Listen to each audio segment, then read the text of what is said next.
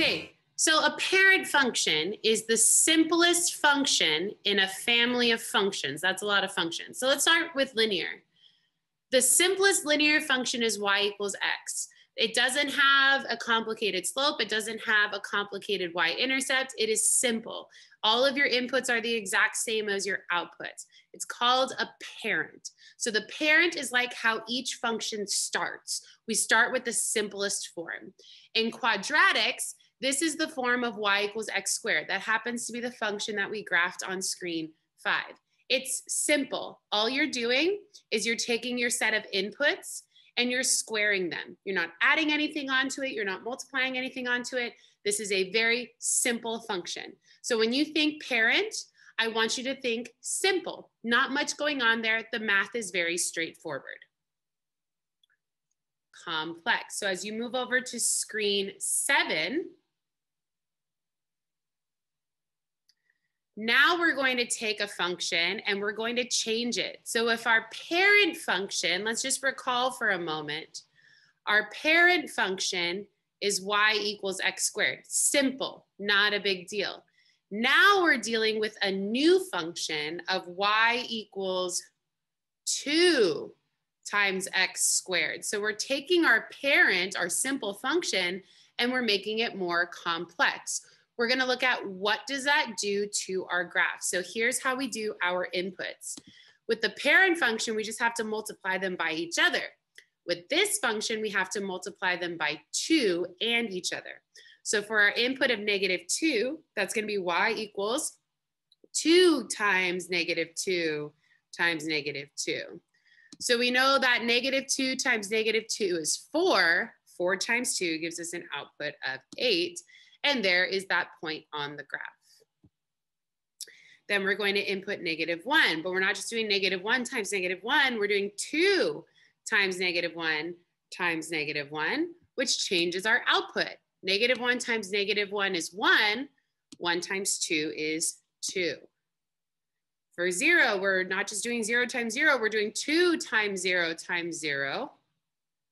Well, 0 times 0 is 0, 0 times 2, this is still 0. So that point doesn't change because 0 times anything is still itself.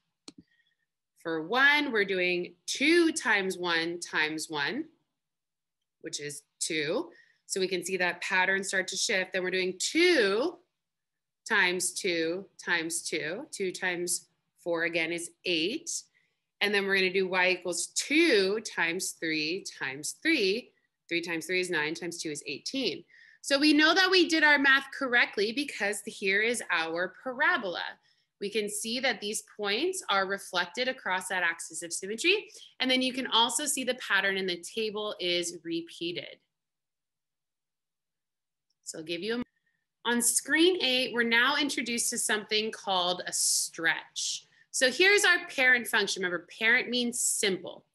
All we're doing is we're squaring our inputs. -3 times -3 is 9. -2 times -2 is 4. -1 times -1 is 1, etc. Boring, simple, not much happening. Here it's called a stretch function because we multiplied that parent by 2. And what happened was it doubled our outputs. Look, our output used to be 9. Now it's doubled to get 18. Where our output used to be 4, now it's doubled to 8. Where it used to be 1, it's doubled to 2. 0 didn't change because 0 times 2 is still 0, but now it's growing twice as fast. So it says, observe the stretch function in red and compare it to the parent function in black. What do you notice about these two graphs? Go ahead and type in some of the things that you notice. Just use some descriptive words, whatever comes to mind. So again, some of the observations are the parent function is wider. The stretch function is more narrow. It doubles in height. So this is going to be a taller function. Look, the point used to be here, now it's here. This point used to be here, now it's here. And both functions are crossing each other at 0, 0. All very good observations. So when you're ready, hop on over to screen 9. We're taking our parent function. Remember, our simple, boring, not much happening. We're taking that function, and on screen 9, exploration 2, we're multiplying it by 1/2. So we've observed what happened when we multiplied by 2. Now we'll observe what happens when we multiply by half. fill in mine. So again, we're taking that parent function, and this time instead of just y equals -2 times -2, we're doing half of that, half of -2 times -2. Well, we know -2 times -2 is 4, half of that is 2. So our output here is 2. We're doing the same thing with -1, 1/2 times -1 times -1. Well, -1 times -1 is 1, half of that is half, or you could put 0.5. Look at that, it's still forming that curve. Okay, let's keep going. Half of 0 times 0. Well, that's still 0. 0 is always gonna kind of have the same output there. Notice how it's curving. Now we already kind of know what the other side's supposed to look like. Let's see if it does. Now we're doing half of 1 times 1. That is 0.5. 1 times 1 is 1. Half of that is half. 1/2 of 2 times 2. 2 times 2 is 4. Half of that is 2. And 1/2 of 3 times 3. 3 times 3 is 9. Half of that is 4.5. So again, I can do a little self-check here. Does this form a parabola? It absolutely does. So if I wanted to come in here with my segment tool, I could show that this is a parabola. And that's just kind of how you know that your work was done correctly here. All right, so final teaching slide. When the parent function is multiplied by a value between 0 and 1, this is called a vertical shrink. So we've already looked at a stretch. This is called a shrink. So again, here's our parent, our simple function. Our outputs are 9, 4, 1, 0, 1, 4, 9. You're gonna end up memorizing those, right? -3 has an output of 9, etc. Now our outputs are half that. Half of 9 is 4.5. Half of 4 is 2. Half of 1 is 0.5. Half of 0 is still 0. And then they repeat on the other side. Let's take a look at what that does to our graph. So our parent function is the black one inside of this.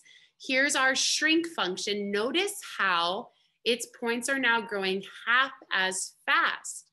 So where here's the point on our parent function, this one's only half as that, half of that, half as high, right? Here's another point from the parent. This one's half of that. So in your own words, just write down a couple things that you notice here out loud again. So something was the points on the red are closer together, whereas with the stretch, they were further apart. Say that again. The red parabola, the points are closer together, whereas on the stretch, they were further apart. The black parabola is more narrow now. The red one's wider. And I love this. The shrink function is half of the parent function. We can see that in the table. And its name shrink shows that it is shorter, whereas stretch showed that it was taller. Quick, just to recap. In our stretch function, our outputs were doubled. And we talked about how it doubles in height. It's taller. It's, more narrow. And then when we did so maybe stretch, do you think stretch is like taller? The points are further away from each other. It's growing a lot faster. And when we look at shrink, this time the points were closer together. It's shorter. And maybe shrink just means that it's decreasing in height from there. And it's not growing quite as fast.